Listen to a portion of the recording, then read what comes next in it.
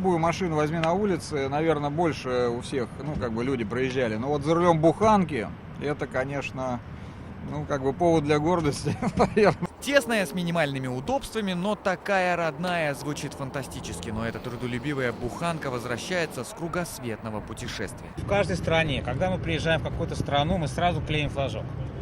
То есть буханка собирает свои собственные сувениры. Бросая вызов горам, пустыням и ухабам, не спеша за какие-то 2,5 года трое путешественников преодолели 61 страну. Это были и длинные европейские автобаны, африканские пустыни и даже джунгли Амазонки. Центральные дороги, они хороши даже в России. Вот мы сейчас ехали от Владивостока в Хабаровск, из Хабаровска до Читы по трассе Амур. То есть раньше эта трасса называлась «Дорогой смерти», потому что ее как таковой даже не было. Сейчас мы практически за 3 дня, даже на буханке, спокойно проехали. Странный автомобиль с не менее странными русскими всегда привлекал внимание иностранцев. Полицейские останавливали их сотни раз, но быстро отпускали.